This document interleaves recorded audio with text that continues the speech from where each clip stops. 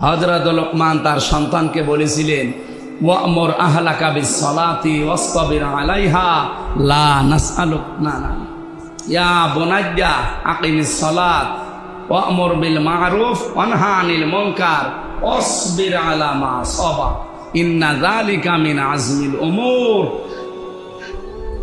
হে আমার কলিজার টুকরা সন্তান, আকিমিস সালাত, নামাজ কায়েম করবা, নামাজ দাঁড় করাবা।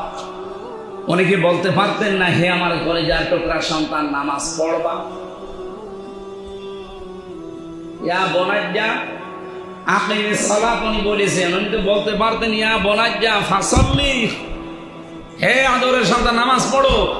আমরা যেটা বলি ছেলে মেয়েদের, না, উনি শিক্ষা দিয়েছিলেন নামাজ কায়েম করো। অথচ আমরা কোরআনের তাফসীর হাদিসের ব্যাখ্যা পড়ি এইটাই উপনীত হয়েছি যে নামাজ কায়েম করার দায়িত্ব ব্যক্তির না, নামাজ কায়েম করার দায়িত্ব রাষ্ট্রের। উনি যে ছেলেকে বলছিলেন, ওনার ছেলে কি রাষ্ট্র নাকি? ছেলেকে কথা বললেন কেন? বলতে পারতেন যে ছেলে নামাজ পড়ো, বললেন নামাজ কায়েম করো। উনি এই জন্য বলেছিলেন নামাজ কায়েম করো। আমরা আজ অনেকে ভুল বুঝি, নামাজ পড়ার কথা বললে সবাই রাজি আছে, কিন্তু নামাজ কায়েমের কথা যে ব্যাখ্যা করে তখন বলে এটা রাজনীতি হয়ে যাচ্ছে, এটা দুনিয়ার কাজ। এটা দুনিয়ার কাজ হয় কি করে? আল্লাহ তাআলা বলেন, আল্লাযীনা ইম্মাক্কান্নাহুম ফিল আরদি আকামুস সালাহ, আমি যদি জমিনে আমার ইমানদার বান্দাদেরকে শাসন ক্ষমতা দেই, তারা প্রথম কাজই করবে সংসদ অধিবেশনে, প্রথম অধিবেশনে তারা নামাজের বিল পাস করবে। বাংলাদেশে সেই সময় যদি আমাদেরকে আল্লাহ এনে দেয়, 300 এমপি সামনে নির্বাচিত হবে না, হবে না? এর ভেতরে যদি 151 জন আমরা এমন মানুষকে পাঠাতে পারি যারা কোরআন বুকে নিয়ে সংসদে যাবে, যেমন আল্লামা সাইদি গিয়েছিলেন, মতিয়ার রহমান নিজামী সাহেব গিয়েছিলেন, হামিদুর রহমান আজাদ গিয়েছিলেন, অধ্যাপক মুজিবুর রহমান গিয়েছিলেন, এইরকম মানুষ যদি 300-র ভেতরে 151 জন এই কোরআন বুকের ভেতরে নিয়ে যেতে পারে সংসদে, প্রথম অধিবেশনে যদি বলে মাননীয় স্পিকার আমরা নামাজের বিল চাই, উনি যদি বলে হ্যাঁ হাত তোলেন, এখন 300-র ভেতরে 151 জন যদি সত্যি হাত তোলে, ওই দিনই কিন্তু হ্যাঁ জয়যুক্ত হয়ে বিলটা পাস হয়ে যাবে। আর পরের দিন কি আর আমির হামজা ডক্টর হাবিবের ওয়াজ করা লাগবে, ভাই নামাজ পড়ো? নামাজ না পড়লে পেছনে গোপালগঞ্জের মতো লাল হয়ে যাবে। লাল হয়ে গিয়েছিল না, এরকম লাল করে দিল, আপনি বাধ্য হবেন নামাজ পড়তে। আমি 16 সালে একবার বাস্তবতা দেখেছিলাম, এক লোক নামাজ না পড়ে ওই যে কাবা শরীফ থেকে কয়েক কিলো দূরে আমি বেড়াতে গেছি, আমরা 4-5 জন নামাজ পড়ে নিলাম, উনি দেখি নামাজ না পড়ে বসে আছে। হঠাৎ করে একটা গাড়ি থেকে সাদা পোশাকে বিশাল জব্বা গায়ে দিয়ে পাগড়ি মাথায় দিয়ে উপরে ওই যে বেড়ি দেওয়া, উনি নামবে। আমি মনে করছি কোনো হুজুর মুসুর হবে। ও আল্লাহ, উনি প্রশাসনের বড় কর্মকর্তা, মতওয়ালাকেই বলে নাম, তাই না? উনি আসার পরে ওই লোকটাকে ডাক দিল, ডাক দিয়ে বলছে, মানে জিজ্ঞাসা করছে তুই কোন জাতি, মুসলমান নাকি অন্য কিছু? আমি মুসলমান। তো মুসলমান, এই যে নামাজের সময় পার হয়ে গেল, নামাজ না পড়ি, এখানে জামাত শেষ হয়ে গেল। ওই লোকটাকে আমাদের সামনে, আমরা 4-5 জন ছিলাম, আমাদের সামনে ধরে বলছে এখানে তো ওযু করার কিছু নেই, তায়াম্মুম কর। তায়াম্মুম করিয়ে ওই মরুভূমির ভেতরে কি গরম, পা রাখা যায় না, সেজদা দিয়ে পড়ে থাক। তো নামাজ পড়া লাগবে না, সেজদা দিয়ে পড়ে থাক। যতক্ষণ আমি গাড়ি নিয়ে দাঁড়িয়ে আছি এখানে, অত গাড়ির ভেতরে এসি নিয়ে বসে আছে, আর ওরে মরুভূমির ভেতরে কতক্ষণ দাঁড় করিয়ে দিচ্ছে সেজদা দিয়ে। যদি এইরকম 151 জন যে নামাজের বিলটা পাশ করতে পারে, এই দেশে 18 কোটি মানুষ আর ওয়াজ শোনা লাগবে না, একবারেই তার পরের দিন নামাজি হয়ে যাবে। কি কথা বুঝতেছেন? আর নামাজি যদি হয়ে যায়, আপনি যদি একটা ভোট দিয়েছিলেন একটা এমপি বানাতে, 3.5 লাখ ভোটের ভেতরে আপনার একটা ভোট ছিল, আপনার একটা ভোট পেয়ে লোকটা যেহেতু সংসদে যেতে পেরেছে, এরপরে উনি নামাজের বিলের পক্ষে কথা বলতে পেরেছে, 18 কোটি মানুষ নামাজ পড়লে যা হবে, ওই দিন থেকে আপনার একটা ভোটের কারণে 18 কোটি মানুষের নামাজের সওয়াব পেয়ে যাবে। এইরকম সওয়াবের কাজ আপনি কয়দিন ধরে করবেন? সারা জীবন আর কয় ওয়াক্ত নামাজ পড়তে পারবেন? এজন্য এমন এমন কাজ সামনে করা লাগবে, এক কাজ করব যেন 18 কোটি মানুষের নামাজের সওয়াব পাওয়া যায়। এটা তো রাজনীতি নাকি? যারা এগুলো করবে না তারা এটাকে রাজনীতি বলে, তারা এটাকে ধর্ম ব্যবসা বলে, তারা বলে যে এটা উলট পালট কাজ। তারা জানে যে আমরা গেলে তো এই বিল জীবনও আনবো না, কিন্তু আমরা চাই না। আমরা হক তালাশ করছি, হক শুধু তালাশ না, হক কবুল করে নিয়েছি। 3 নম্বরে হক আমি প্রচার করছি, 4 নম্বরের ধাপে পর্যায়ে আছি আমি। তাকওয়ার কয়টা ধাপ বললাম? 6টার ভেতরে 4 নম্বরে আমি দৃঢ় থাকতে চাই হকের উপরে। লোকমান আলাইহিস সালাম তার সন্তানকে বলেছিলেন, নামাজ কায়েম করবা, সৎ কাজে আদেশ করবা, অসৎ কাজে নিষেধ করবা। আর এই কাজগুলো করতে গেলে বিপদ আপদ আসবে। অসবির আলা মা সাবাক, যখন বিপদ আপদ আসবে ধৈর্য ধারণ করবা। ইন্না যালিকা মিন আজমিল উমুর, যাত্রার কাজ না, সৎ সাহসের কাজ। এই জন্য বাংলাদেশে সবাই এ কাজে আসবে না। যাদের ভেতরে সত্যি এরকম সৎ সাহস পয়দা হবে এই রমজানে, তাদের ভেতরে এগুলো অবশ্যই তৈরি হয়ে যাবে। আল্লাহ আমাদের ভেতরে যেন তৈরি করেন। 5 নম্বরে শুধু হকের ওপরে দৃঢ় থাকলে হবে না, হক কায়েম করা লাগবে। এই পৃথিবীতে সবচাইতে বড় হক কি? কোরআন। বলেন বলেন, এটা তো কায়েম করতে হবে। তাহলে আপনি যে তাকওয়াবান, আপনি যে পরহেজগার, আপনি যে মুত্তাকি, এর প্রক্রিয়ায় আপনি এই ধারাবাহিকতা এখন সিজারের ডেট পর্যন্ত এসেছে। 6 নম্বরটা এবার আপনাকে ফ্যাট কাটা হবে নাকি? 6 নম্বরটা কি? যে হক যদি কায়েম হয়ে যায়, সন্তান যদি হয়ে যায়, সন্তানের ভরণ পোষণ রক্ষণাবেক্ষণ করা লাগবে। হক যদি কায়েম আল্লাহ করে দেয় আর যদি হয়ে যায়, তখন এই হককে সাহায্য করা লাগবে। এই 6টা প্রক্রিয়া যারা মানতে পারবেন, আপনি এখন কোন ধাপে আছেন বলেন? আপনি কি হকের অনুসন্ধানে আছেন, নাকি হক কবুল করেছেন, নাকি হক প্রচার করেন, নাকি হকের উপরে দৃঢ় আছেন, নাকি হক কায়েম করে ফেলেছেন, কায়েম করার রাস্তায় আপনি আছেন? নাকি 6 নম্বরে হক যদি কায়েম হয়ে যায়, তাহলে আপনাকে একে সাহায্য করার মতো মন মানসিকতা তৈরি করা লাগবে। আল্লাহ বলেন, আত্তাকুল্লাহা লাআল্লাকুম তুফলিহুন, আল্লাহকে ভয় করো। এইভাবে এই 6টা প্রক্রিয়া আমি বললাম, এটা তাফসিরে হাক্কানিতে পাবেন। যদি এই প্রক্রিয়ায় আপনি হক তালাশ করে মুত্তাকি হতে পারেন, আল্লাহ বলছেন লাআল্লাকুম তুফলিহুন, আশা করা যায় তোমরা সফল হবে। এই সফলতা যার ভেতরে, লাআল্লাকুম তাত্তাকুন, আল্লাহ এই কারণে দিয়েছেন আমরা যেন দুনিয়া এবং আখিরাতে সফল হতে পারি। সকলে বলেন আমিন। শেষ কথাটা বলছি নাকি বলবো? আল্লাহ রাব্বুল আলামিন জানিয়েছেন, ইন্নাল্লাযীনা তাকাউ ইযা মাসসাহুম তায়িফুম মিনাশ শাইতান তাযাক্কারু ফাইযা হুম মুবসিরুন। সূরা আরাফের 201 নম্বর আয়াত। নিশ্চয় যারা এইভাবে হক বা কি তাকওয়া অর্জন করার প্রক্রিয়ায় এগিয়ে যাবে এই 6টা পদ্ধতিতে, আমি আল্লাহ বলছি তাদেরকে শয়তান যদি ওয়াসওয়াসা দেয়, প্রমন্ত্রণা দেয়, তায়িফুম মানে কুচিন্তা, প্রমন্ত্রণা দেয়, তাযাক্কারু, আমি আল্লাহ হঠাৎ তাদের মনের ভেতরে উদয় হয়ে যাবে, আমি আল্লাহর স্মরণ তাদের ভেতরে চলে আসবে। তারপরে কি? ফাইযা হুম মুবসিরুন, তাদের অন্তর্দৃষ্টি খুলে যাবে, তাদের আখিরাতের চিন্তা, পুরস্কারের চিন্তা, আখিরাতের যে আযাবের এই ভয়গুলো তাদেরকে হঠাৎ অন্তর্দৃষ্টি খুলে দেবে, অন্যায় থেকে তারা মুখ ফিরিয়ে চলে আসবে। আল্লাহ রাব্বুল আলামিন আমাদেরকে এই আয়াতগুলো জীবনে সেট করার তৌফিক দিন। বলেন আমিন। ওয়াতাসিমু বিহাবলিল্লাহি জামিআন ওয়া লা তাফাররাকু। এখন সময় এসে গেছে আমাদের আল্লাহর রজ্জুকে ঐক্যবদ্ধভাবে আঁকড়িয়ে ধরা, এবং মত পার্থক্য এ বিষয়ে করা যাবে না। কোরআন শরীফের ভেতরে 2টা বিষয় আমি আঁকড়িয়ে ধরার কথা পেয়েছি। 2টা বিষয়। কয়টা? আমি দেখতে পাচ্ছি বাংলাদেশ সহ বিশ্বের 257টা মুসলমান দেশে এই 2টা বিষয় সবচেয়ে বেশি মতবাদ। আল্লাহ বলেন ওয়াতাসিমু, আল্লাহ তো খুজু বলতে পারবে কি? খুজু না বলে ওয়াতাসিমু, এরপরে বিহাবলিল্লাহ, এরপরে আবার জামিয়া, এরপরে ওয়ালা তাফাররাকু, বাকি শব্দ না দিলেও অর্থ হয়ে যেত। আল্লাহ যদি বলতেন ওয়াতাসিমু বিহাবলিল্লাহ, আল্লাহর রজ্জুকে, আল্লাহর কোরআনকে আঁকড়িয়ে ধরো, এ পর্যন্ত বলার পরে আর বলা লাগতো না। এতগুলো তাকিদ দিলেন, তারপর আবার ওয়াতাসিম, ইতিসাম বা ইফতিআল থেকে গুরুত্বপূর্ণ একটা শব্দ। যারা আরবি গ্রামার বোঝে, বাপ বোঝে, এর চাইতে কঠিন এবং মারাত্মক শব্দ কোরআনে আর নেই। মানে এটা বাংলা অর্থ বোঝাতে বলা হয়, এই যে মারের যে দাঁত আছে না, আমি সামনের দাঁত দিয়ে যদি কোনো সোতা এইভাবে ধরি, টান দেবেন, হয় সোতা ছিঁড়ে যাবে, না বেরিয়ে ছিঁড়ে আসবে।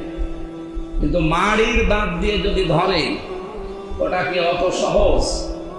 আল্লাহ বলেন, ঐক্যবদ্ধ ভাবে আমার রোজিকে এইভাবে ধরো, এমন কামড় দাও অন্তত যে টান দিচ্ছে সে যেন তোমার কাছে চলে আসে। ওয়ালা তাফাররাকু, মত পার্থক্য এ বিষয়ে করা যাবে না। আর একটা বিষয় পেয়েছিস, মত পার্থক্য করা যাবে না, সেটা আকিমুদ্দিন ওয়ালা তাতাফাররাকু ফি, দিন কায়েম করো সবাই মিলে, এই বিষয়ে কোনো মত পার্থক্য করা যাবে না। আপনি বলেন, বাংলাদেশে কোরআনের কাছে একত্রিত হওয়া এবং দিন কায়েমের জন্য এক হওয়া, এই দুই জায়গায় সবচাইতে বেশি ফতোয়াবাজি না? লা ঈমানা ওয়া তাসলিমা, আল্লাহুম্মা সাল্লি আলা মুহাম্মাদ ওয়া আলিহি ওয়া সাহবিহি ওয়া বারিক ওয়া সাল্লিম। আলহামদুলিল্লাহ, প্রশংসা আদায় করছে আমাদের মালিকের, যিনি পবিত্র রমজানুল মোবারকের প্রথম জমায় আজানের সাথে সাথে পৃথিবীর সর্বশ্রেষ্ঠ জায়গা মসজিদ, সর্বনিকৃষ্ট জায়গা বাজার, সবচাইতে নিকৃষ্ট জায়গা থেকে উৎকৃষ্ট জায়গায় আসার তৌফিক দিয়েছেন খুবই তাড়াতাড়ি। আমরা অনেকের আগে অলরেডি চলে এসেছি, খুশি হয়ে বলছে আলহামদুলিল্লাহ। দরুদ আর সালাম পাঠ করছে আমাদের নবী মুহাম্মদুর রাসূলুল্লাহ সাল্লাল্লাহু আলাইহি ওয়াসাল্লামের প্রতি। সম্মানিত মুসল্লিরা, যেহেতু একটা বছর পরে মাস আসে, একটা উদ্দেশ্য নিয়ে আসে, এরকম ঝামেলা করে কেন?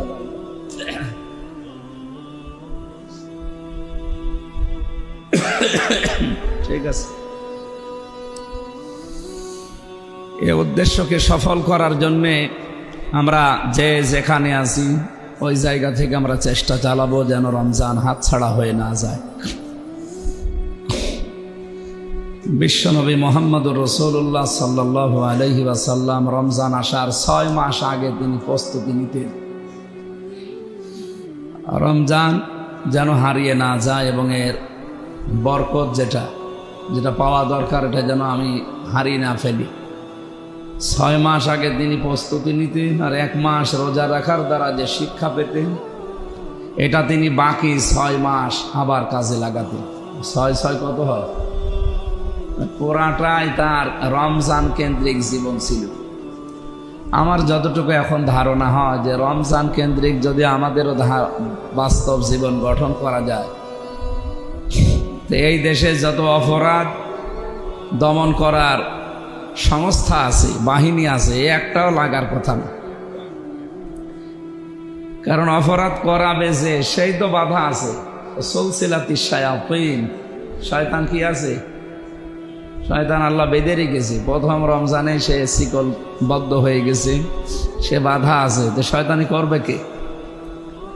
আর রমজান এটা যে যা দিতে এসেছি আমাদের, আমরা যদি সত্যিই নিতে পারতাম, শয়তানি যদি না থাকে, তো বিভিন্ন বাহিনী, বিভিন্ন সংস্থা কি দরকার তাদের? তারা তো এই শয়তানি যেন না হয়, ওলট পালট কাজ যেন জমিনে না হয়, সেই জন্যে তারা এত কড়াকড়ি করে। এটা বিভিন্ন বাহিনী যেগুলো তৈরি হয়েছে আমরা জানি, র্যাব, সীতা, কোবরা, আরও যত আছে, প্রায় 27টার উপরে সংস্থা কাজ করছে আমরা যেন অন্যায় না করি। কেউ সাদা পোশাকে, কেউ পোশাক পরিহিত অবস্থায়, সবার উদ্দেশ্য একই। আমরা জেলখানা থেকে বের হওয়ার সময় দেখতাম, এই গত 15 বছরে এই নিয়মটা ছিল, এর আগে ছিল কিনা আমি জানি না। আপনার জামিন হয়েছে কোর্ট থেকে, কোর্টের কাগজ যাবে আদালত থেকে, জেলখানায় যাবার পরে যিনি জেলার আছে, সোফার আছে, ডেপুটি জেলার আছে, যারা অফিসে আছে, তারা সব দেখবে, দেখার পরে তারা ছেড়ে দেবে। এইটাই নেই, কারণ জেলখানা হচ্ছে আদালতের একটা সংরক্ষিত জায়গা, সংরক্ষণ ঘর। আদালতে যেহেতু জায়গা নেই, এই জন্য সরকার জেলখানা বানিয়ে রেখেছে যে যতদিন বিচার আচার না হয় আপনি এখানে থাকেন। আবার বিচার যদি ন্যায়ভ্রষ্ট হয়, এটার পক্ষে বিপক্ষে কথা বলার মতো সুযোগ থাকে, এটা আমরা এখন এই যে জনাব এটিএম আজহারুল ইসলামের এই রায়কে কেন্দ্র করে জানতে পারলাম। এর আগে কিন্তু এটা ছিল না।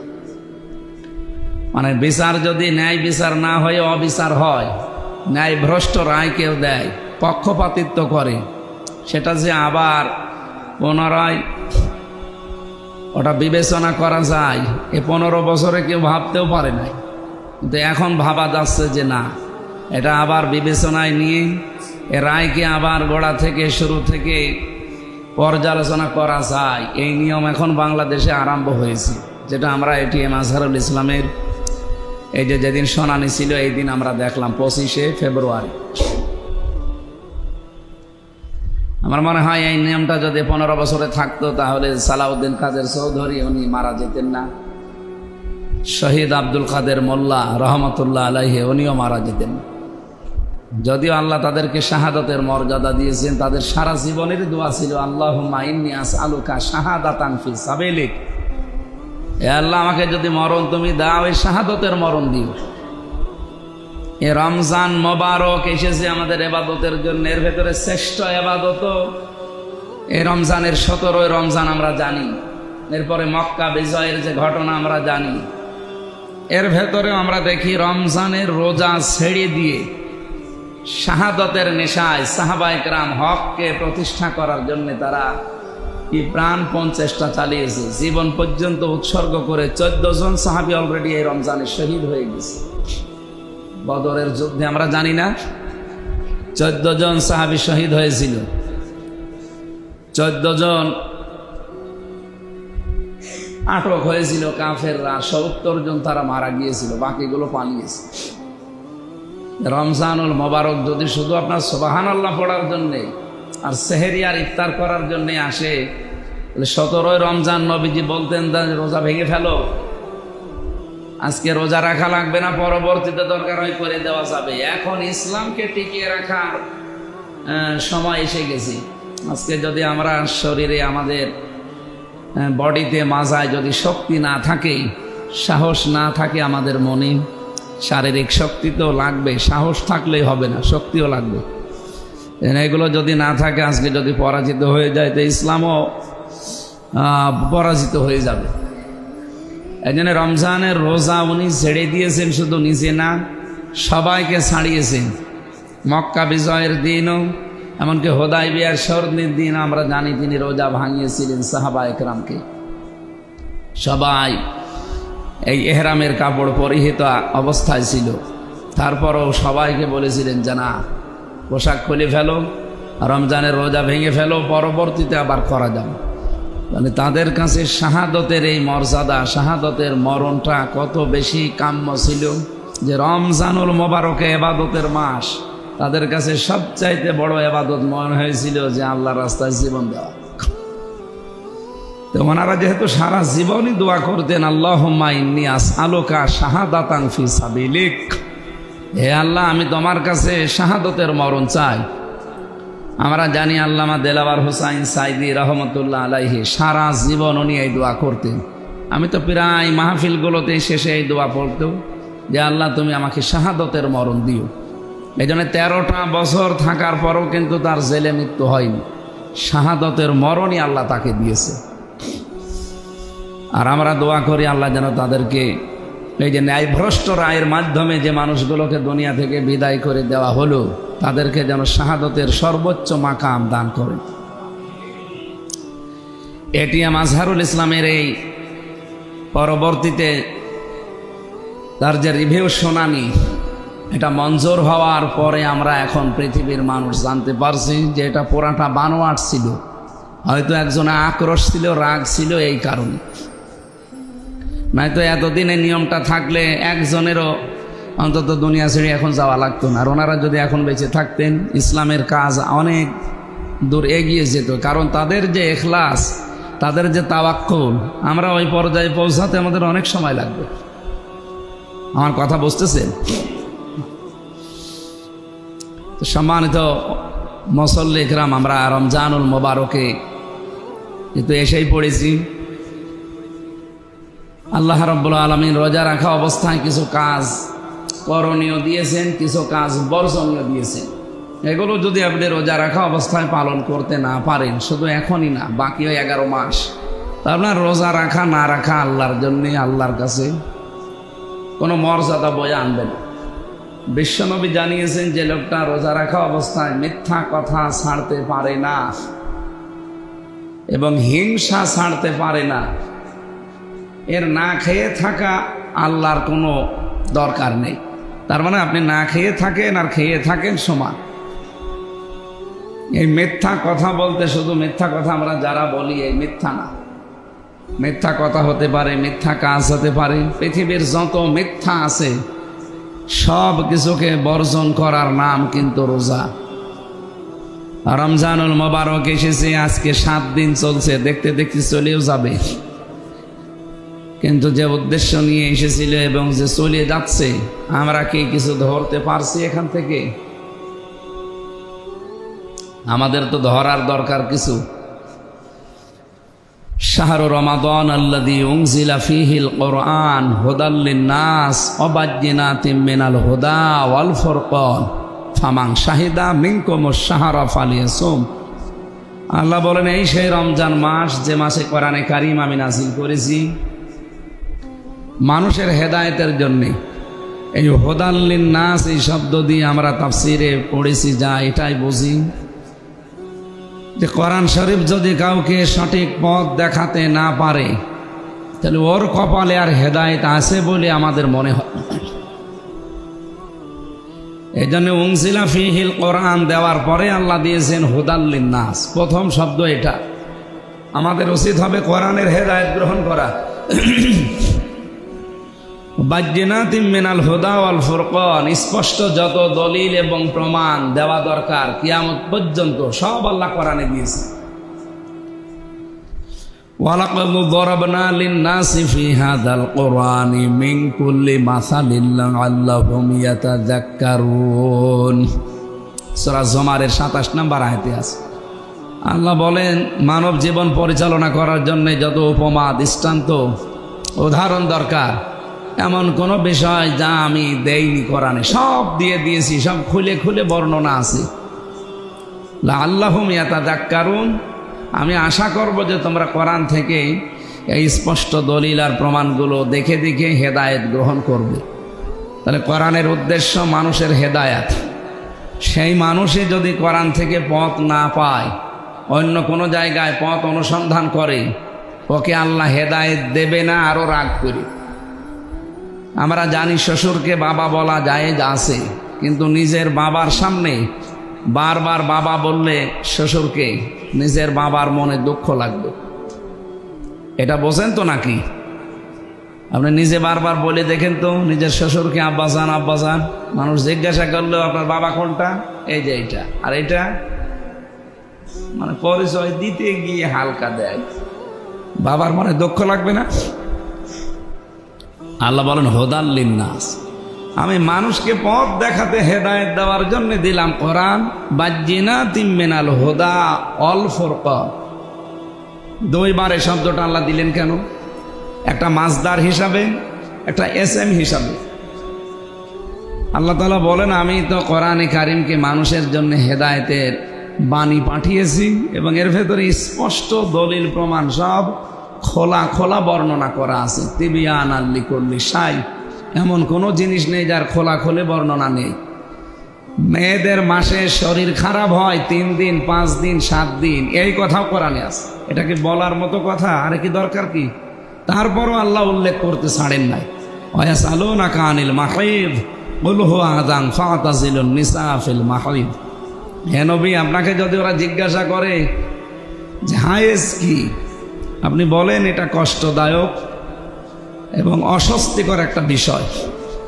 মেয়েদের এই একটা পারিবারিক বিষয়, গোপন বিষয়, সেগুলো আল্লাহ কোরআনে উল্লেখ করতে বাকি রাখেন নাই। এমন কি জিনিস থাকতে পারে যেটা বাকি রাখতে পারে? কোনো জিনিসই বাকি নেই।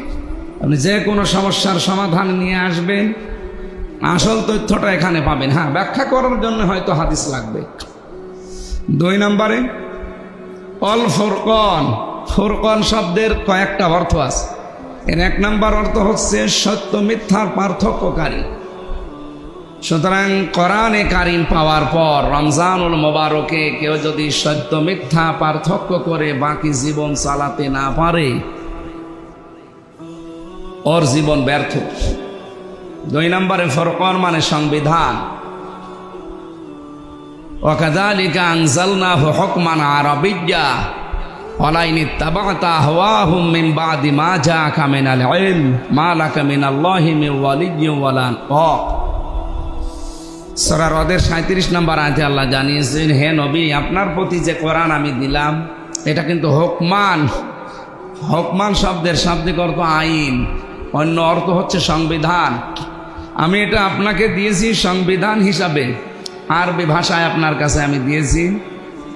এরপরেও যদি আপনি দুনিয়ার কোনো মানুষের অনুসরণ করার জন্যে, অন্য কোনো নিয়ম নীতি অবলম্বন করার জন্যে ছুটে চলে যান, আমি আল্লাহ বলছি আপনাকে হেদায়েত দেওয়ার মতো কিন্তু কোনো পথ আর থাকবে না। আপনি চিন্তা করতে পারেন কত কঠিন কথা এটা। ওয়ালাইন ইত্তাবা'তা আহওয়াহুম মিন বা'দি মা জাআকা মিনাল ইলম। কোরআনের এই এলেম আপনার কাছে আসার পরেও পৃথিবীর কোনো মানুষের অনুসরণ এবং ব্যক্তিগত নফসের অনুসরণ যদি আপনি করেন, আপনি কিন্তু হেদায়েত থেকে নিজে ছিটকে পড়ে যাবেন।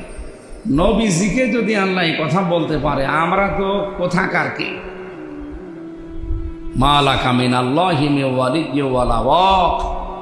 আপনি কোনো বন্ধু পাবেন না এবং পথ নির্দেশিকা যারা দেয় এরকম কাউকে পাবেন না, সাহায্যকারী। সুতরাং আমাদের উচিত হবে, রমজান পেয়েছি, কোরআনও পেয়েছি, সত্য আর মিথ্যা পার্থক্য করে বাকি জীবন আমরা চালানোর সিদ্ধান্ত আজকে নিতে চাই। কি পারা যাবে না? আল্লাহ আমাদেরকে যেন তৌফিক দেন, আমিন। আমরা কোরআনে সূরা বাকারার 183 নম্বর আয়াত, আমরা জানি যে রমজান আসলে এই আয়াতই সব আলেমরা পড়ে, আর এইটাই আসল। এর ভেতরে সব কিছু আল্লাহ দিয়ে দিয়েছে। আল্লাহ রাব্বুল আলামিন বলেন, ইয়া আইয়ুহাল্লাযীনা আমানু, ওহে যারা ঈমানের দাবি করো। আমাদের এই দাবি আছে না? আমরা ঈমানদার না বেঈমান? বলেন বলেন। বিশ্বনবী যদি এখন বেঁচে থাকতেন আর এই মগবাজারে এই 8 দিন হাসপাতাল জামে মসজিদে যদি আসতেন, উনি যে কাজ কারবারগুলো করতেন সারাদিনে, আপনি যদি ওই কাজ কারবারগুলো করেন তাহলে আপনি নবীর উম্মত, ঈমানদার।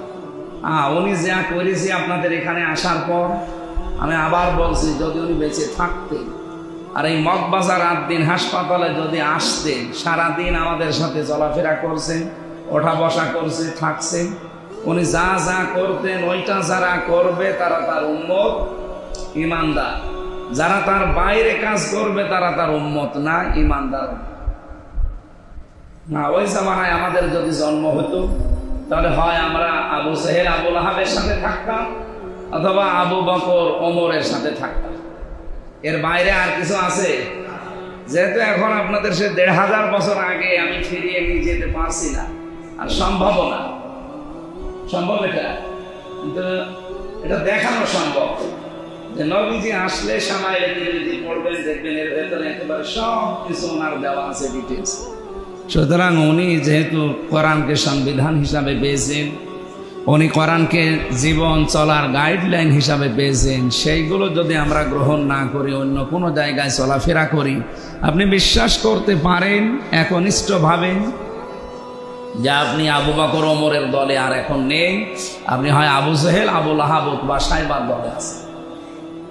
আমার কথা কাটছাট বোঝা গেছে তো? খালি এখানে বুঝে গেলে হবে, ছাদ পার করা লাগবে। আল্লাহ আমাদের তৌফিক যেন দান করেন, আমিন। ঈমানদারকে ডাক দিয়ে আল্লাহ জানিয়েছেন, কুতিবা আলাইকুমুস সিয়াম, আমি রমজানের রোজা তোমাদের উপরে লিখে দিলাম।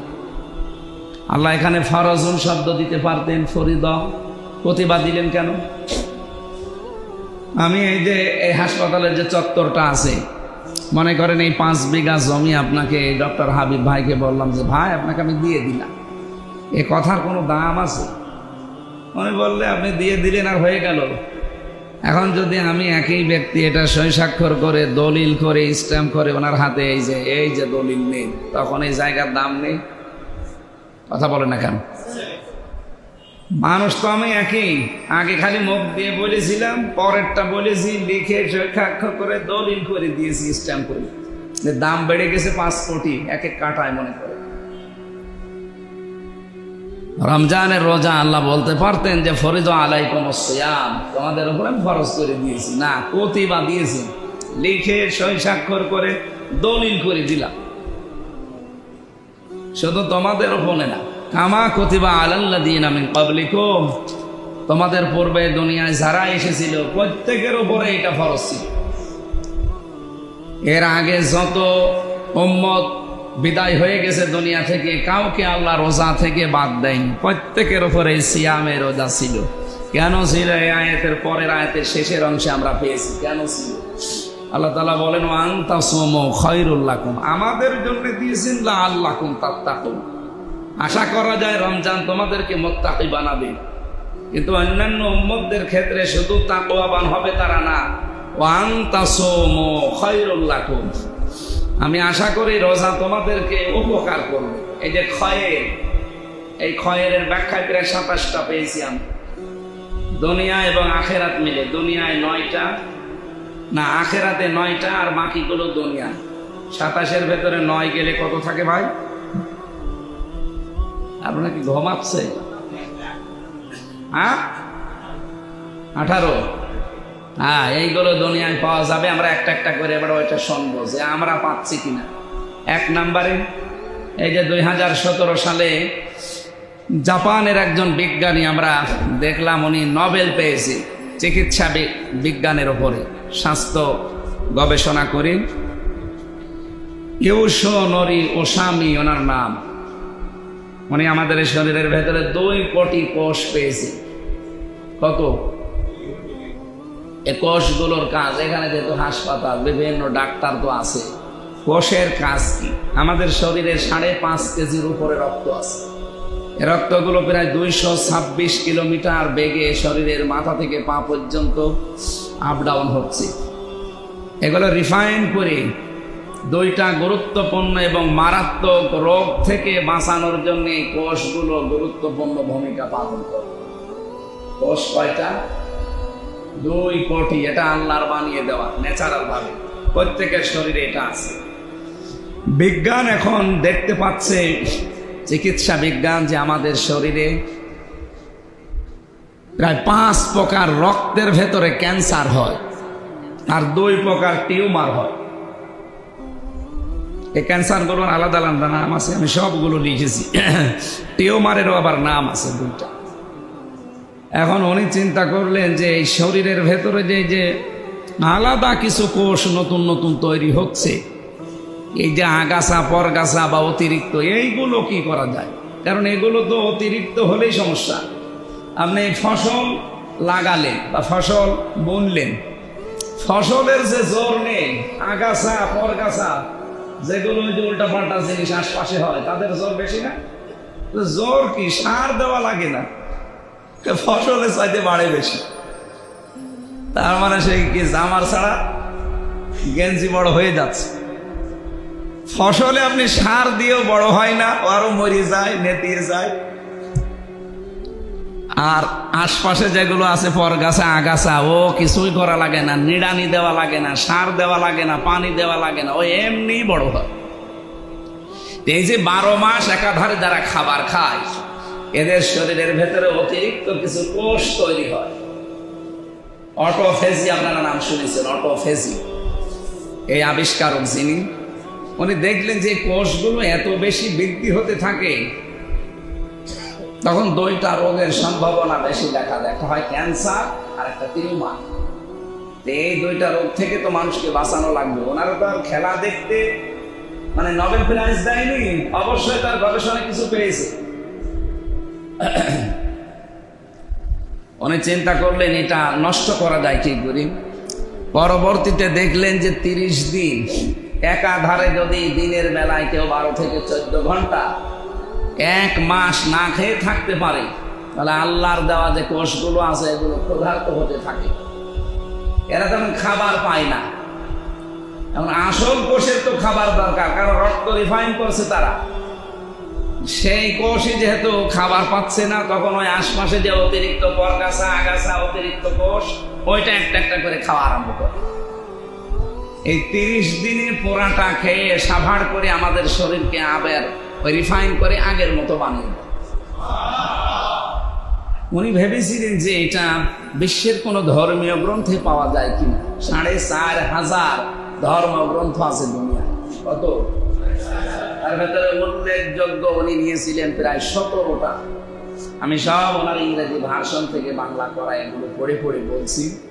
এই 17টা বড় বড় ধর্মীয় গ্রন্থ যেগুলো আমাদের এই পৃথিবীতে নাম করা, তার ভেতরে কোরআনে কারিম, অন্যান্যটায় এ তথ্য পাওয়া যায়নি। কোরআনে কারিমের সূরা বাকারা 184 নাম্বার আয়াতের শেষের অংশে এই তথ্যটা তিনি পেয়েছেন। 1500 বছর আগে আমাদের মালিক এ তথ্য কোরআনে দিয়ে দিয়েছে।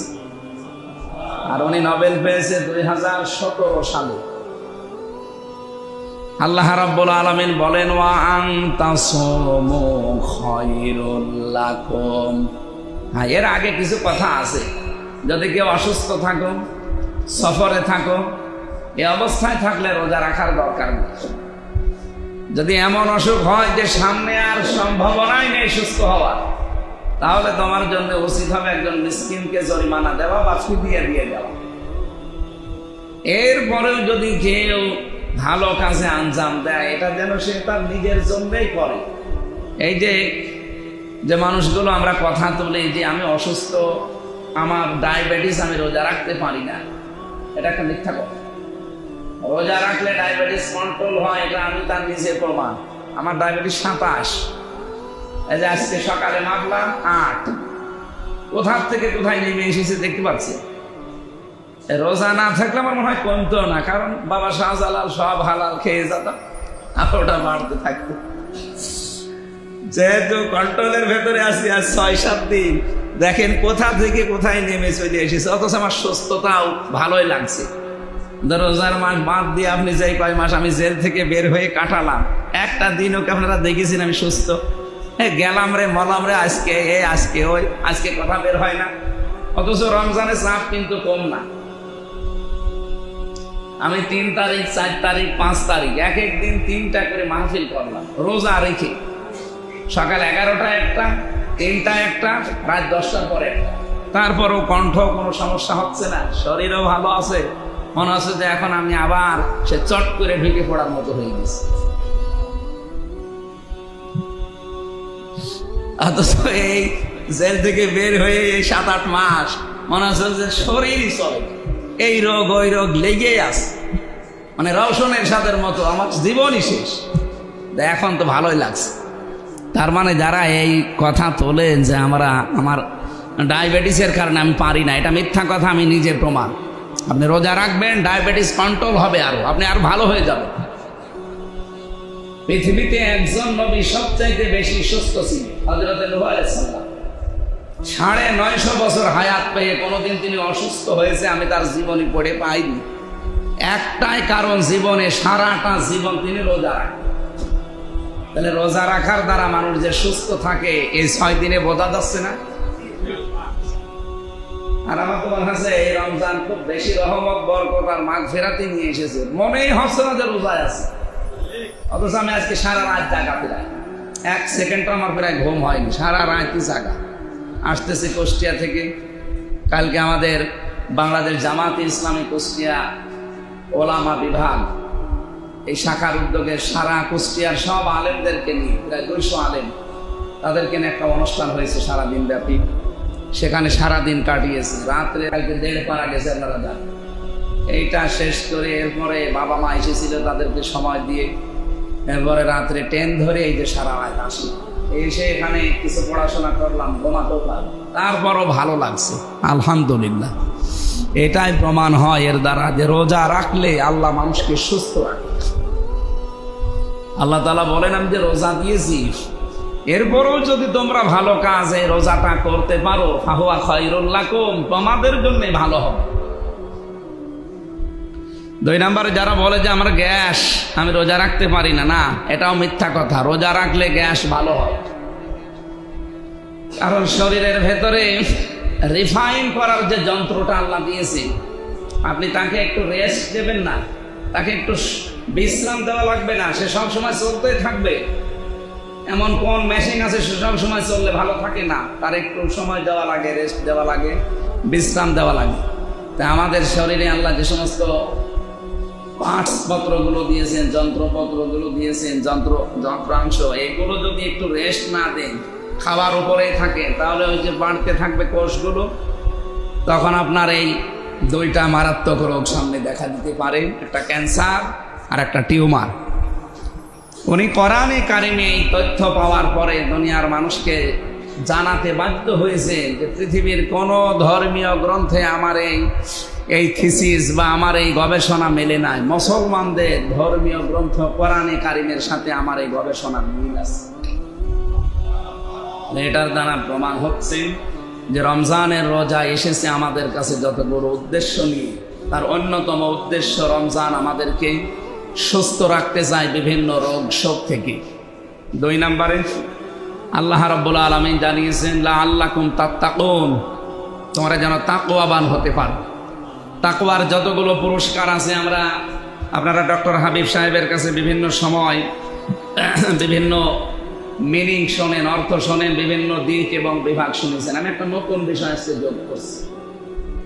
আপনি যদি মনে করেন যে আমি রমজানের দ্বারা তাকওয়াবান হব, এর যে কত বড় বড় পুরস্কার আমরা কোরআনের আয়াতে পেয়েছি।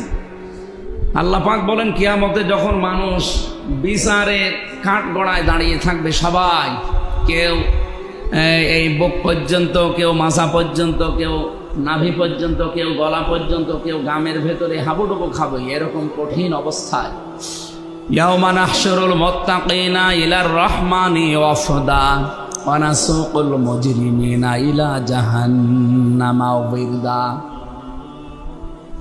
হাসরের এই ময়দানে যে মানুষগুলো এই পৃথিবীতে মুত্তাকি ছিল, তাদেরকে রহমান অতিথি করে মেহমানদারি করার জন্যে রায়ান নামক দরজা দিয়ে ডাক দিতে থাকবেন। এ পুরস্কার পৃথিবীর আর কারো জন্য নেই। আমার কথা বুঝতেছে? কিয়ামতে সবাই যখন হিসাব নিকাশে থাকবে, ব্যস্ত থাকবে হিসাব দেওয়ার জন্যে, ইয়াউমা নাহশুরুল মুত্তাকিন, ওই হাসরের ময়দানে শুধুমাত্র মুত্তাকি যারা, রোজা রাখার দ্বারা যেটা অর্জন করা তাকওয়া, এটা যাদের অর্জন হবে, এই মানুষগুলোকে রায়ান নামক একটা দরজা আল্লাহ বানিয়ে রাখবে আর বলবে এটা দিয়ে প্রবেশ করে আমি আল্লাহর অতিথি হও, মেহমানদারি করাবো তোমাদের। অনাসুকুল মুজরিমিনা ইলা জাহান্নামা ওয়িরদা। কিন্তু যারা পাপিষ্ট, এদেরকেও ডাক দেব তৃষ্ণার্ত অবস্থায় আর ক্ষুধার্ত অবস্থায়। ওয়িরদা মানে তৃষ্ণার্ত, এদেরকে তৃষ্ণার্থ ক্ষুধার্ত অবস্থায় ডাক দেব, স্বাভাবিকভাবে না যে আসো আমির হামজা আসো, না, অনাসো, ধাক্কা দিতে দিতে ওদেরকে ডাক দেওয়া হবে, পেছন দিকে ধাক্কা দিতে দিতে। কেন? কারণ এই মানুষগুলো দুনিয়ায় ক্ষুধা কি এটা টের পায়নি। রমজানের রোজা দেওয়ার অন্যতম আর একটা কারণ, ধনীদেরকে আল্লাহ বোঝাতে চায় যে গরিব মানুষ না খেয়ে থাকলে কেমন কষ্ট হয়, এটা একটু টের পাও। কিন্তু যারা বলে আমি কি অত পাগল যে ভাত থাকতে রোজা করবো, এরকম মানুষ নেই দেশে। আরে ভাই, ভাত থাকতে রোজা করবেন, ভাত থাকলে খাওয়া যায়, আপনার খাওয়া বন্ধ করে দিতে পারেন আল্লাহ? এই জন্য দুনিয়ায় যারা উদর পূর্তি করে সব সময় খেতেই থাকে, কিয়ামতে আল্লাহ তাদেরকে ক্ষুধার্ত তৃষ্ণার্ত অবস্থায় ধাক্কা দিতে দিতে জাহান্নামের দিকে নিয়ে যাবে। বলেন নাউজুবিল্লাহ। আর মুত্তাকিদের জন্য আরেকটা পুরস্কার আল্লাহ দিয়েছেন, ওয়া উযলিফাতিল জান্নাতু লিল মুত্তাকিনা গায়রা বাঈদ। এটা সূরা কফের ভেতরে আছে, 31 নম্বর আয়াত। আল্লাহ তাআলা বলেন কিয়ামতের ময়দানে জান্নাত মুত্তাকিদের নিকটবর্তী করা হবে। এরা হেঁটে যাবে জান্নাতে না, জান্নাত আরো কাছে নিয়ে আসা হবে। উযলিফাত মানে নিকটবর্তী করা। আর জাহান্নামীদেরকে হাঁকিয়ে হাঁকিয়ে নিয়ে জাহান্নামে ফেলা হবে। আমরা যেটা আলোচনা তুলেছিলাম যে তাকওয়া, রোজা এসেছে আমাদেরকে তাকওয়াবান করার জন্য। তাকওয়ার মিনিংগুলো আমরা এখন বলবো। কেউ যদি তাকওয়া অর্জনের প্রক্রিয়া জানতে চায় যে কি প্রক্রিয়ায় তাকওয়া অর্জন করতে হয়, মানব জীবনে তাকওয়া একটা গুরুত্বপূর্ণ উপাদান আমাদের আছে কিনা আমরা আজকে আমি যেহেতু 6টা বলবো, আমি এটা তাফসীর থেকে তুলেছি। এই 6টা বিষয়ের উপর আপনারা মিলাবেন যে আমরা তাকওয়ার প্রক্রিয়ায় যাচ্ছি নাকি মন মতো তাকওয়া অর্জন করছি। আমাদের বাংলাদেশ, ভারত আর পাকিস্তানে তো আমরা তাকওয়াবান মন মতো, আন্দাজে মনে হচ্ছে যে বিশাল বুজুর্গ হয়ে গেছি আমরা, অথচ তাকওয়ার ধারে কাছে নেই। তাকওয়া আসতে হলে একটা সিস্টেম আছে। আপনাকে এই হাসপাতালে যদি চিকিৎসা নিতে হয় একবারে যে সিজারের জায়গায় শুয়ে পড়লে হবে? সিস্টেম নেই। প্রথমে কাউন্টারে টাকা জমা দেবেন, এরপরে যিনি দায়িত্বে আছে নার্স তাকে বুঝিয়ে দেওয়া লাগবে, এরপরে ডাক্তার আপনি চয়েস করবেন, 5-6টা থাকে তার ভেতরে একজন, এরপরে আপনি কোন বেডে যাবেন সেই বেডে নিয়ে যাওয়া হবে। এরকম 4-5টা প্রক্রিয়া শেষ করার পরে আপনার বাচ্চা আসবে দুনিয়ায়। তাকওয়াবান হতে হলে প্রক্রিয়া কয়টা বললাম? 6টা। আমরা দেখি আমরা এই প্রক্রিয়ায় আগাচ্ছি কিনা।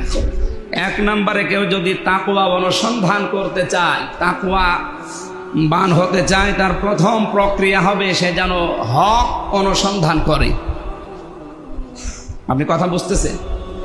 আপনাকে হকের অনুসন্ধানী হওয়া লাগবে। যেহেতু রমজান এসেছে আপনাকে তাকওয়াবান করার জন্যে, আমাদের উচিত হবে আমরা হক কোথায় পাওয়া যায় তালাশ করে বেড়াবো। এখন বাংলাদেশে তো সব হকের ডিলার নিয়ে বসে আছে। কি এমন কোন মানুষ বলে যে আমি বাতিল, আমার কাছে আসবা না? মিনাল্লাযীনা ফাররাকু দীনাহুম ওয়া কানু শিয়া কুল্লু হিজবিন বিমা লাদাইহিম ফারিহুন। হে নবী, আপনি দেখবেন এই দুনিয়াতে যে যেই দলে আছে, মতে আছে, যে যেই দরবারে আছে, পীরের মুরিদ হয়ে আছে, ও মনে করবে এইটাই সঠিক আর বাকিগুলো সব ডিলেট। এটা বলে কিনা বলেন? যারা কবরে সেজদা দেয় তারা মনে করে এই দরবারই হক দরবার, আর বাংলাদেশে যত দরবার আছে সব ভুয়া। যারা লাফালাফি করে, গাছে ওঠে, আপনি ওদের কাছে যান। আমি চট্টগ্রামে ফটিকছড়ি, এই যে মাছ ভান্ডার, এখানে একবার মাহফিলে গিয়েছিলাম। এই জেলায় এই থানার পাশে আমার মাহফিল ছিল, যে আমি ওটা দেখার জন্য আমার নিয়ে গেল কমিটি। বলছে আল্লাহর ওলির কেরামতি দেখে, যে দেখে জিকির হচ্ছে। এক মুরব্বী মানুষ লুঙ্গি পরে যে জোরে জিকির করছে, ফরজও তরক হচ্ছে, এমনকি উল্টা পাল্টা জিনিসও দেখা যাচ্ছে। এখন সবাই তো জিকিরের তালে ব্যস্ত, আমি তো আর জিকির করতে যাইনি, আমি কিছু দেখি। ওর দৃশ্য দেখে যে হাত থেকে ভাবলাম, ডাক দিয়ে বললাম, মুরব্বী কি করে? জিকির করছে। জিকির করছেন, আপনার কি ফরজ ঠিক আছে? আপনি যে এক ফরজ আদায় করতে গেলে আসল ফরজ উল্টিয়ে চলে যাচ্ছে। জিকির করবেন, করেন, এত লাফান কেন? আমারে বলছে যে এত লাফিয়েও তো টেনশনে আছি জান্নাত পাবো কিনা। তুমি বসে বসে জান্নাত পাবা, যদি জান্নাত পেতে যাও আমার সাথে লাফাও। ও ওই দরবারের নিয়ম মেনে চলে আর মনে করে আমার এই দরবারে আসল দরবার, যত লাফাবো তত তাড়াতাড়ি জান্নাত পাবো। এটা কি ইসলামের কোন প্রক্রিয়া? বলে হক আপনাকে অনুসন্ধান করা লাগবে, তালাশ করা লাগবে। এটা তাকওয়াবান হওয়ার প্রথম প্রক্রিয়া। আপনি কি তালাশ করেন? এদেশে এখন রাজনৈতিক দল প্রায় 73টার উপরে। নবীজি বলেছিলেন কুল্লু উম্মতি ইয়াদখুলুনা নার, প্রত্যেকটা উম্মত আমার জাহান্নামে যাবে, শুধু একটা দল জান্নাতে যাবে, মা আনা আলাইহি ওয়া সাহাবী, যারা আমি নবী এবং আমার সাহাবীদের সাথে আছে। আমি প্রথমেই বললাম না, যদি নবী বেঁচে থাকতেন আর এখানে আসতেন, হয় আপনি নবীর দলে না আবু জাহেলের দলে। আর কোন দল ছিল? নবীর দলে আপনি আসেন, বুঝতেন কি করে? যেহেতু 1500 বছর আগে আপনাকে আমি নিয়ে যেতে পারি না। এটা বোঝার জন্য পদ্ধতি হচ্ছে এই যে নবীর সাথে সারাদিন সারা রাত চলাফেরা করে আপনি দেখবেন উনি কি কি করেন। ওটা যদি করেন আপনি নবীর উম্মত, ইমানদার। যদি ওটা না করেন আপনি বাইরে যেটা আছে, হয় আবু জাহেল, আবু লাহাব বা সাহেবার দলে আছে। নবী এখন থাকা লাগবে না, শুধু এই প্রক্রিয়াটা দেখলে আপনি বুঝতে পারছেন যে আপনি আসলে ইমানদার আছেন, নবীর উম্মত আছেন কিনা, নাকি আবু জাহেল, আবু লাহাবের দলে চলে গেল। আল্লাহ আমাদেরকে বোঝার তৌফিক দাও, বলেন আমিন। হক তালাশ করা লাগবে ভাই। আপনি তাকওয়াবান হতে চান, তাকওয়া অর্জন করতে চান, কিন্তু হক তালাশ করেন না, না হবে না। যত দল থাকে থাক, কোনো অসুবিধা নেই। মগবাজার এই বাজারে গেলে যদি আপনি দেখেন যে 10 জন মাছ নিয়ে বসে আছে, আপনি মাছ দেখে শুনে কিনবেন না, নাকি পচাটা নিয়ে চলে আসবেন? পচাটা নিয়ে চলে আসবেন, বাড়ি আসলে আপনি ঢুকতে পারবেন? গেট থেকে আপনাকে গালিগালা শুরু করবে, আরো বলবে টাকাগুলো পানিতে ফেলে আসলে। একটা মাছ কিনতে যেয়ে যদি 10 দোকান দেখে এক দোকান থেকে নেওয়া যায়, বাংলাদেশে 72, 73 কেন 73,000 দল হলেও কোনো অসুবিধা নেই। অবশ্যই এর ভেতরে একটা হক দল আছে, যারা মা আনা আলাইহি ওয়া সাহাবি, যারা আমি নবী এবং আমার সাহাবীদের সাথে মিলে জীবন চালায়। আমরা অনেকে মনে করতে পারি নবীর তাহলে তো বড় বড় দাড়ি ছিল, ওনার জোব্বা ছিল, ওনার পাগড়ি ছিল, এইরকম যাদের আছে এই হক। নবীর যদি এইগুলো ছিল, আল্লাহ নবীর আর কিছু ছিল না? বিশ্ব নবী মুহাম্মদুর রাসূলুল্লাহ সাল্লাল্লাহু আলাইহি সাল্লামের 23 বছরের জিন্দেগিতে আপনি মিলান, তিনি যেমন জোব্বা গায়ে দিয়েছেন, পাগড়ি মাথায় দিয়েছেন, দাড়ি রেখেছেন, ঠিক ওই নবী রাষ্ট্র পরিচালনা করেছেন 10 বছর। এটার কথা বলতে গেলে কিছু মানুষের মন পাওয়া যায় না, বলে না এটা দুনিয়ার কাজ, এটা রাজনীতি, আপনার এটা বলার দরকার কি? আরে ভাই, নবীজি যদি 10 বছর রাষ্ট্র চালাতে পারে, শহীদ আল্লামা দেলাওয়ার হোসাইন সাইদি রহমতুল্লাহ আলাইহির সন্তান বড় ভাই শামীম সাইদি আসছে, ওনার একটু জায়গা দেন। শামীম সাইদি, মাসুদ সাইদি ভাই আসছে, একটু জায়গা দেন ভাই। আমাদের শ্রদ্ধার জায়গা একটা হুজুরকে আমি জেলখানায় একটা বার শুধু দেখতে পেয়েছিলাম, বেঁচে থাকলে হয়তো আমাদের মাঝে আবার আসতেন। শ্রদ্ধাভাজন আমাদের বড় ভাই সাইদি সাহেবের দ্বিতীয় সন্তান শামীম সাইদি ভাই এসেছে। আল্লাহ রাব্বুল আলামিন হায়াতে তাজ্জিবা সিহাতে কুল্লিয়া দান করুন। বসেন, ঠিক আছে বসেন, নামাজের পরে আমরা কথা বলবো ইনশাআল্লাহ। আমার ভাইরা, তাহলে তাকওয়া অর্জন করতে হলে শুধুমাত্র বড় বড় দাড়ি রাখা, জোব্বা গায়ে দেওয়া, জিকির করা, আমি এগুলো খারাপ বলছি না, ছোট ভাবছি না, এগুলো বড় কাজ। কিন্তু আমাদের হক অনুসন্ধানের মন তৈরি করা লাগবে, যে হক কোথায় পাওয়া যায়। যদি এই অনুসন্ধানে আপনি থাকতে পারেন, তাহলে আপনি তাকওয়ার প্রক্রিয়ায় আছেন। 2 নম্বরে, হক যদি পেয়ে যান, অনুসন্ধান করে আপনি হককে কবুল করবেন, স্বীকার করবেন, গ্রহণ করবেন, এই মন মানসিকতা আজ আমাদের নেই। ইব্রাহিম আলাইহিস সালাম তিনি হক খুঁজছিলেন, সত্য খুঁজছিলেন। প্রথমে খুঁজতে খুঁজতে দেখলেন একটা চন্দ্র, তারকা, সূর্য, বললেন এইটাই আমার রব, হাজা আকবার, এইটাই আমার বড় রব। পরবর্তীতে দেখলেন যখন যে তারকাও ডুবে যায়, চন্দ্রও ডুবে যায়, সূর্যও ডুবে যায়, বলেন না, যেগুলো ডুবে যায় এগুলো আমার প্রভু হতে পারে না। ইন্নী ওয়াজ্জাহতু ওয়াজহিয়া লিল্লাযী ফাতারাস সামাওয়াতি ওয়াল আরদা হানিফা ওয়া মা আনা মিনাল মুশরিকিন। আমি আমার এই চেহারাকে একনিষ্ঠভাবে ওই আল্লাহর দিকে ঘুরিয়ে দিলাম, যিনি আসমান আর জমিনের উদ্ভাবক। আমি একনিষ্ঠভাবে ঘোরালাম। ওয়া মা আনা মিনাল মুশরিকিন, আমি মুশরিক না। তিনি হক সত্য খুঁজে খুঁজে বের করেছিলেন। আর আমাদের এই দেশে বিশেষ করে হক সত্যকে চোখে আঙ্গুল দিয়ে দেখিয়ে দিলেও কবুল করতে চাই। আমি কথা বোঝাতে পেরেছি কিনা বলেন? আপনি যে বলেন আমি তাকওয়াবান হয়ে গেছে, আমি মুত্তাকি, বিশাল বুজুর্গ, না, এটা প্রক্রিয়ায় আসা লাগবে। মুত্তাকি হওয়ার প্রক্রিয়া কয়টা? সবাই বলেন। 1 নম্বরে আপনার জীবনে হক সত্য অনুসন্ধানে থাকবেন। আপনি সব সময় অনুসন্ধান করতে থাকবেন, দেখতে থাকবেন হক কোনটা, হক কোনটা। যদি পেয়ে যান, তাকওয়ার দ্বিতীয় প্রক্রিয়া হচ্ছে আপনি সেটা গ্রহণ করে নেবেন। 3 নম্বরে, হক যদি গ্রহণ করেই ফেলেন যে এইটাই হক, তাহলে আপনি এই হককে প্রচার করবেন। এটা তো কঠিন। বিশ্বনবী মুহাম্মদ রাসূলুল্লাহর উপরে আল্লাহ যে হক কিতাব দিয়েছিলেন, এর উপরে আমাদের কোনো সন্দেহ আছে? আল্লাহ পাক বলেন, ইয়া আইয়ুহার রাসূল বাল্লিগ মা উনজিলা ইলাইকা মির রাব্বিক ওয়া ইল্লাম তাফআল ফামা বাল্লাগতা রিসালাতা আল্লাহু ইয়াসিমুকা মিনান নাস ইলা আখিরি আয়া। সূরা মায়েদার 57 নাম কি 67 নাম্বার আয়াতে আছে, হে রাসূল আপনি প্রচার করেন আপনার রব আপনাকে যে হক কিতাব দিয়েছে, কোরআন যে হক, আর বলা লাগবে আপনাদের সামনে? আমরা সবাই জানি হক। তাহলে এইটা প্রচার করার দায়িত্ব, এটা তাকওয়াবান হওয়ার 3 নাম্বার প্রক্রিয়া। নবীজিকে আল্লাহ বলতে বলেন যে নবী আপনি বলেন, কুল হাদিহি সাবিলি আদউ ইলাল্লাহ আলা বাসীরাতিন আনা ওয়া মান ইত্তাবাআনি ইলা আখিরি আয়াত। এটা সূরা ইউসুফের 108 নম্বর আয়াতে আছে। হে নবী আপনি বলেন যে এইটাই আমার পথ, আমি যে মানুষের কাছে প্রচার করি আল্লাহর কথা, কোরআনের কথা, এইটাই আমার পথ। কোরআন প্রচার করা এইটাই আমার কি?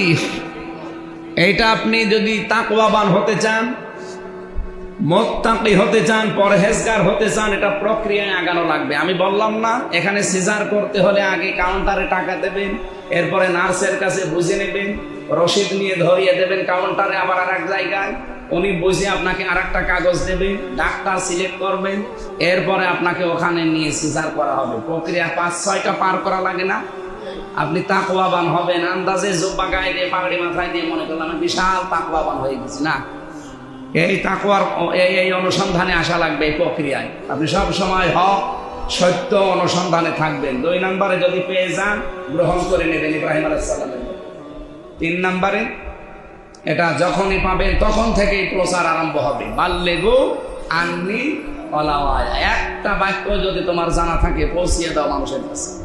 সুতরাং এটা আমাদের উচিত হবে তাকওয়ার এই প্রক্রিয়ায় হককে আমরা যেন প্রচার করতে পারি। নবী আপনি বলুন এইটাই আমার পথ, আমি যে মানুষকে আল্লাহর দিকে ডাকি, আল্লাহর কথা প্রচার করি, আমি আন্দাজে করি না, আলা বাসীরাতিন, আমি দেখে শুনে ডাকি, বুঝে শুনে ডাকি।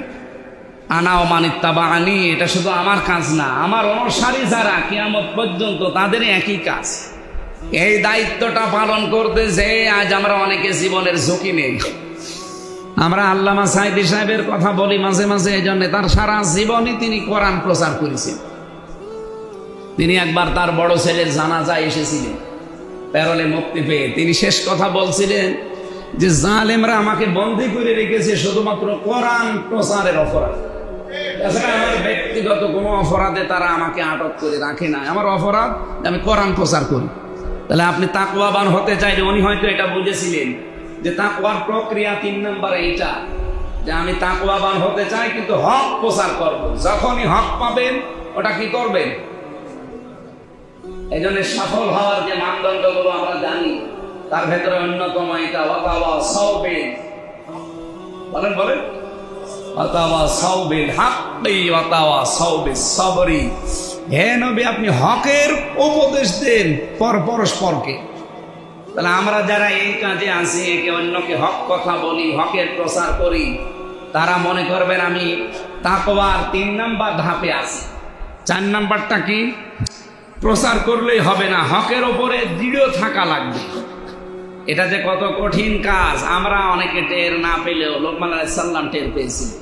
হযরত লোকমান তার সন্তানকে বলেছিলেন, ওয়া'মুর আহলাকা বিস-সালাতি ওয়াসতাবির আলাইহা লা নাসআলুক না ইয়া বুনাইয়া আকিমিস সালাত ওয়া'মুর বিল মা'রুফ ওয়ানহা আনিল মুনকার ওয়াসবির আলা মা সাবা ইন্না যালিকা মিন আজমিল উমুর। হে আমার কলিজার টুকরা সন্তান, আকিমিস সালাত, নামাজ কায়েম করবা, নামাজ দাঁড় করাবা। অনেকে বলতে পারতেন না হে আমার কলিজার টুকরা সন্তান নামাজ পড়বা? ইয়া বুনাইয়া আকিমিস সালাত উনি বলেছেন, উনি তো বলতে পারতেন ইয়া বুনাইয়া ফাসাল্লি, হে আদরের সন্তান নামাজ পড়ো। আমরা যেটা বলি ছেলে মেয়েদের না, উনি শিক্ষা দিয়েছিলেন নামাজ কায়েম করো। অথচ আমরা কোরআনের তাফসীর হাদিসের ব্যাখ্যা পড়ে এইটাই উপনীত হয়েছি যে নামাজ কায়েম করার দায়িত্ব ব্যক্তির না, নামাজ কায়েম করার দায়িত্ব রাষ্ট্রের। উনি যে ছেলেকে বলছিলেন ওনার ছেলে কি রাষ্ট্র নাকি? ছেলেকে কথা বললেন কেন? বলতে পারতেন যে ছেলে নামাজ পড়ো, বললেন নামাজ কায়েম করো। উনি এই জন্য বলেছিলেন নামাজ কায়েম করো। আমরা আজ অনেকে ভুল বুঝি, নামাজ পড়ার কথা বললে সবাই রাজি আছে, কিন্তু নামাজ কায়েমের কথা যে ব্যাখ্যা করে তখন বলে এটা রাজনীতি হয়ে যাচ্ছে, এটা দুনিয়ার কাজ। এটা দুনিয়ার কাজ হয় কি করে? আল্লাহ তাআলা বলেন আল্লাযীনা ইম্মাক্কান্নাহুম ফিল আরদি আকামুস সালাহ, আমি যদি জমিনে আমার ঈমানদার বান্দাদেরকে শাসন ক্ষমতা দেই, তারা প্রথম কাজই করবে সংসদ অধিবেশনে, প্রথম অধিবেশনে তারা নামাজের বিল পাস করবে। বাংলাদেশে সেই সময় যদি আমাদেরকে আল্লাহ এনে দেয় 300 এমপি সামনে নির্বাচিত হবে না, হবে না? এর ভেতরে যদি 151 জন আমরা এমন মানুষকে পাঠাতে পারি যারা কোরআন বুকে নিয়ে সংসদে যাবে, যেমন আল্লামা সাইদি গিয়েছিলেন, মতিয়ার রহমান নিজামী সাহেব গিয়েছিলেন, হামিদুর রহমান আজাদ গিয়েছিলেন, অধ্যাপক মুজিবুর রহমান গিয়েছিলেন, এই রকম মানুষ যদি 300-র ভেতরে 151 জন এই কোরআন বুকের ভেতরে নিয়ে যেতে পারে সংসদে, প্রথম অধিবেশনে যদি বলে মাননীয় স্পিকার আমরা নামাজের বিল চাই, উনি যদি বলে হ্যাঁ হাত তোলেন, এখন 300-র ভেতরে 151 জন যদি সত্যি হাত তোলে, ওই দিনই কিন্তু হ্যাঁ জয়যুক্ত হয়ে বিলটা পাস হয়ে যাবে। আর পরের দিন কি আর আমির হামজা ডক্টর হাবিবের ওয়াজ করা লাগবে, ভাই নামাজ পড়ো, নামাজ না পড়লে পেছনে গোপালগঞ্জের মতো লাল হয়ে যাবে। লাল হয়ে গিয়েছিল না, এরকম লাল করে দিল, আপনি বাধ্য হবেন নামাজ পড়তে। আমি 16 সালে একবার বাস্তবতা দেখেছিলাম, এক লোক নামাজ না পড়ে ওই যে কাবা শরীফ থেকে কয়েক কিলো দূরে আমি বেড়াতে গেছি, আমরা 4-5 জন নামাজ পড়ে নিলাম, উনি দেখি নামাজ না পড়ে বসে আছে। হঠাৎ করে একটা গাড়ি থেকে সাদা পোশাকে বিশাল জব্বা গায়ে দিয়ে পাগড়ি মাথায় দিয়ে উপরে ওই যে বেড়ি দেওয়া, উনি নামবে। আমি মনে করছি কোনো হুজুর মুসুর হবে, ও আল্লাহ, উনি প্রশাসনের বড় কর্মকর্তা, ওই মতওয়ালা কি বলে নাম কেন, উনি আসার পরে ওই লোকটাকে ডাক দিল, ডাক দিয়ে বলছে, মানে জিজ্ঞাসা করছে তুই কোন জাতি, মুসলমান নাকি অন্য কিছু? আমি মুসলমান। তো মুসলমান, এই যে নামাজের সময় পার হয়ে গেল, নামাজ না পড়ি, এখানে জামাত শেষ হয়ে গেল, ওই লোকটাকে আমাদের সামনে, আমরা 4-5 জন ছিলাম, আমাদের সামনে ধরে বলছে এখানে তো অজু করার কিছু নেই, তাইমম কর। তাইমম করিয়ে ওই মরুভূমির ভেতরে কি গরম, পা রাখা যায় না, সেজদা দিয়ে পড়ে থাক, তো নামাজ পড়া থাকবে না, সেজদা দিয়ে পড়ে থাক। যতক্ষণ আমি গাড়ি নিয়ে দাঁড়িয়ে আছি এখানে, অত গাড়ির ভেতরে এসি নিয়ে বসে আছে, আর ওরে মরুভূমির ভেতরে কতক্ষণ দাঁড় করিয়ে দিচ্ছে সেজদা দিয়ে। যদি এরকম 151 জন যে নামাজের বিলটা পাস করতে পারে, এই দেশে 18 কোটি মানুষ আর ওয়াজ শোনা লাগবে না, একবারেই তার পরের দিন নামাজি হয়ে যাবে। কি কথা বুঝতেছেন? আর নামাজি যদি হয়ে যায়, আপনি যদি একটা ভোট দিয়েছিলেন একটা এমপি বানাতে, 3.5 লাখ ভোটের ভেতরে আপনার একটা ভোট ছিল, আপনার একটা ভোট পেয়ে লোকটা যেহেতু সংসদে যেতে পেরেছে, এরপরে উনি নামাজের বিলের পক্ষে কথা বলতে পেরেছে, 18 কোটি মানুষ নামাজ পড়লে যা হবে, ওই দিন থেকে আপনার একটা ভোটের কারণে 18 কোটি মানুষের নামাজের সওয়াব পেয়ে যাবে। এইরকম সওয়াবের কাজ আপনি কয়দিন ধরে করবেন? সারা জীবন আর কয় ওয়াক্ত নামাজ পড়তে পারবেন? এখানে এমন এমন কাজ সামনে করা লাগবে, এক কাজ করবো যেন 18 কোটি মানুষের নামাজের সওয়াব পাওয়া যায়। এটা তো রাজনীতি নাকি? যারা এগুলো করবে না তারা এটাকে রাজনীতি বলে, তারা এটাকে ধর্ম ব্যবসা বলে, তারা বলে যে এটা উলট পালট কাজ। তারা জানে যে আমরা গেলে তো এই বিল জীবনও আনবো না, কিন্তু আমরা চাই না। আমরা হক তালাশ করছি, হক শুধু তালাশ না, হক কবুল করে নিয়েছি। 3 নম্বরে হক আমি প্রচার করছি, 4 নম্বরের ধাপে পর্যায়ে আছি আমি। তাকওয়ার কয়টা ধাপ বললাম? 6টার ভেতরে 4 নম্বরে আমি দৃঢ় থাকতে চাই হকের উপরে। লোকমান আলাইহিস সালাম তার সন্তানকে বলেছিলেন নামাজ কায়েম করবা, সৎ কাজে আদেশ করবা, অসৎ কাজে নিষেধ করবা। আর এই কাজগুলো করতে গেলে বিপদ আপদ আসবে। অসবির আলা মা সাবাক, যখন বিপদ আপদ আসবে ধৈর্য ধারণ করবা। ইন্না যালিকা মিন আজমিল উমুর, এ যাত্রার কাজ না, সৎ সাহসের কাজ। এই জন্য বাংলাদেশে সবাই এ কাজে আসবে না। যাদের ভেতরে সত্যি এরকম সৎ সাহস পয়দা হবে এই রমজানে, তাদের ভেতরে এগুলো অবশ্যই তৈরি হয়ে যাবে। আল্লাহ আমাদের ভেতরে যেন তৈরি করেন। 5 নম্বরে শুধু হকের ওপরে দৃঢ় থাকলে হবে না, হক কায়েম করা লাগবে। এই পৃথিবীতে সবচাইতে বড় হক কি? কোরআন। বলেন বলেন, এটা তো কায়েম করতে হবে। তাহলে আপনি যে তাকওয়াবান, আপনি যে পরহেজগার, আপনি যে মুত্তাকি, এর প্রক্রিয়ায় আপনি এই ধারাবাহিকতা এখন সিজারের বেড পর্যন্ত এসেছে। 6 নাম্বারটা এবার আপনাকে পেট কাটা হবে নাকি? 6 নাম্বারটা কি? যে হক যদি কায়েম হয়ে যায়, সন্তান যদি হয়ে যায়, সন্তানের ভরণ পোষণ রক্ষণাবেক্ষণ করা লাগবে। হক যদি কায়েম আল্লাহ করে দেয় আর যদি হয়ে যায়, তখন এই হককে সাহায্য করা লাগবে। এই 6টা প্রক্রিয়া যারা মানতে পারবেন, আপনি এখন কোন ধাপে আছেন বলেন? আপনি কি হকের অনুসন্ধানে আছেন, নাকি হক কবুল করেছেন, নাকি হক প্রচার করেন, নাকি হকের উপরে দৃঢ় আছেন, নাকি হক কায়েম করে ফেলেছেন, কায়েম করার রাস্তায় আপনি আছেন, নাকি 6 নম্বরে হক যদি কায়েম হয়ে যায় তাহলে আপনাকে একে সাহায্য করার মতো মন মানসিকতা তৈরি করা লাগবে। আল্লাহ বলেন আত্তাকুল্লাহা লাআল্লাকুম তুফলিহুন, আল্লাহকে ভয় করো এইভাবে। এই 6টা প্রক্রিয়া আমি বললাম, এটা তাফসিরে হাক্কানিতে পাবেন। যদি এই প্রক্রিয়ায় আপনি হক তালাশ করে মুত্তাকি হতে পারেন, আল্লাহ বলছেন লাআল্লাকুম তুফলিহুন, আশা করা যায় তোমরা সফল হবে। এই সফলতা যার ভেতরে, লাআল্লাকুম তাত্তাকুন, আল্লাহ এই কারণে দিয়েছেন আমরা যেন দুনিয়া এবং আখিরাতে সফল হতে পারি। সকলে বলেন আমিন। শেষ কথাটা বলছি নাকি বলবো? আল্লাহ রাব্বুল আলামিন জানিয়েছেন ইন্নাল্লাযীনা তাকাউ ইযা মাসসাহুম তায়িফুম মিনাশ শাইতান তাযাক্কারু ফাইযা হুম মুবসিরুন, সূরা আরাফের 201 নম্বর আয়াত। নিশ্চয় যারা এইভাবে হক বা কি তাকওয়া অর্জন করার প্রক্রিয়ায় এগিয়ে যাবে এই 6টা পদ্ধতিতে, আমি আল্লাহ বলছি তাদেরকে শয়তান যদি ওয়াসওয়াসা দেয়, প্রমন্ত্রণা দেয়, তায়িফুম মানে কুচিন্তা, প্রমন্ত্রণা দেয়, তাযাক্কারু, আমি আল্লাহ হঠাৎ তাদের মনের ভেতরে উদয় হয়ে যাবে, আমি আল্লাহ স্মরণ তাদের ভেতরে চলে আসবে। তারপরে কি? ফাইযা হুম মুবসিরুন, তাদের অন্তর্দৃষ্টি খুলে যাবে, তাদের আখিরাতের চিন্তা, পুরস্কারের চিন্তা, আখিরাতের যে আযাবের এই ভয়গুলো তাদেরকে হঠাৎ অন্তর্দৃষ্টি খুলে দেবে, অন্যায় থেকে তারা মুখ ফিরিয়ে চলে আসবে। আল্লাহ রাব্বুল আলামিন আমাদেরকে এই আয়াতগুলো জীবনে সেট করার তৌফিক দিন, বলেন আমিন। ওয়াতাসিমু বিহাবলিল্লাহি জামিআন ওয়া লা তাফাররাকু, এখন সময় এসে গেছে আমাদের আল্লাহর রজ্জুকে ঐক্যবদ্ধভাবে